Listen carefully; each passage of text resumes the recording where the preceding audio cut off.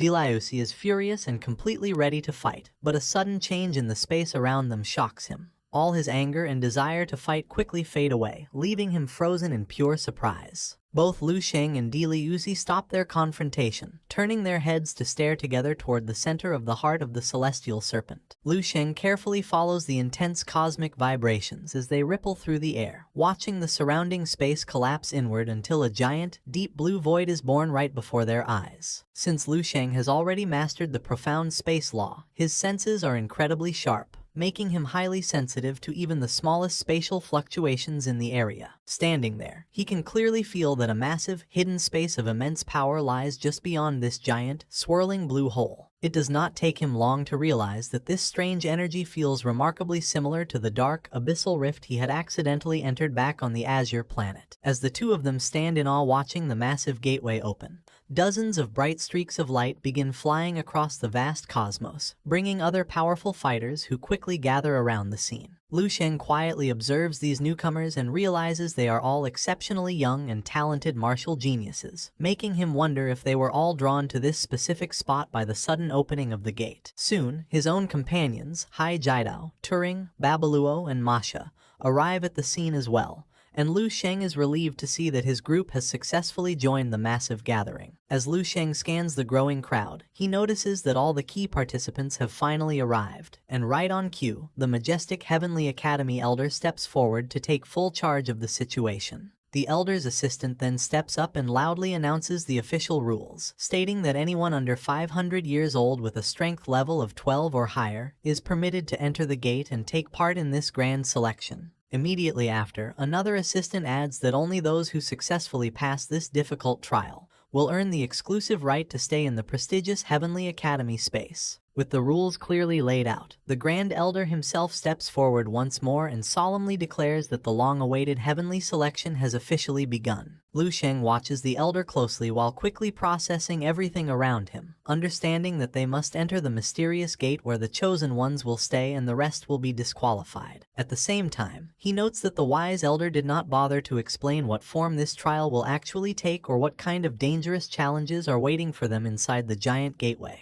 Deleuze suddenly turns to glare intensely at Lu Sheng, coldly warning him that he will be waiting for him on the other side and challenging him not to chicken out at the last second. Without wasting another moment, Deleuze bursts into a streak of blazing light and launches himself directly into the swirling blue vortex, leaving Lu Sheng standing behind. As the excited spectators point and whisper, a massive holographic leaderboard suddenly activates in the sky above, instantly displaying Deleuze's name and starting his trial progress tracker at exactly 0%.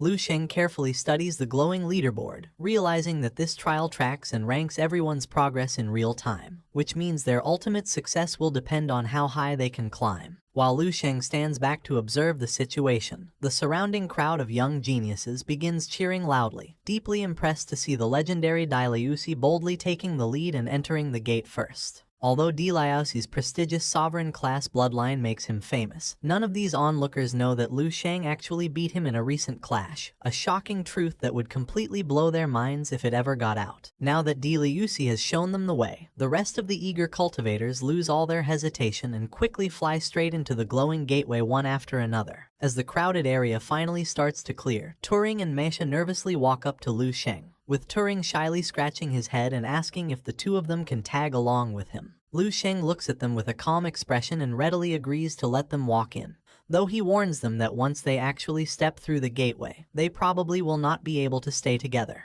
Turing mistakenly thinks Lu Sheng is simply worried about them slowing his progress down, so he nervously laughs and promises they will stay out of his way, leaving Lu Sheng slightly amused by their complete misunderstanding. Instead of wasting precious time trying to explain the highly complex spatial mechanics of the gateway, Lu Sheng simply sighs and signals for them to closely follow him. With Turing and Masha walking close by his side, Lu Sheng steps forward and guides them directly into the glowing, swirling blue energy of the massive gate. Upon stepping through the barrier, Lu Sheng finds himself landing on a mysterious, ruined stone platform that is completely surrounded by a protective sphere of glowing blue cosmic energy. He looks around the completely empty and silent ruins, confirming his original theory that the gateway indeed teleports every participant into a completely solo trial since Turing and Masha, are nowhere to be seen. All of a sudden, a sharp spike of energy ripples through the air as a blinding pillar of white light crashes down directly in front of him, revealing a mysterious figure stepping out from the glow. The figure, who has a sharp sword strapped to his waist, smiles calmly and welcomes Lu Sheng to the very first round of the challenging heavenly selection. He politely introduces himself as the official examiner appointed for this trial, letting Lu Sheng know that he can simply refer to him as Qi. Showing absolutely zero fear in his expression, Lu Sheng gets straight to the point and simply asks what his primary objective is for this first stage. Hai smiles warmly at his directness and explains that the rule is actually incredibly simple,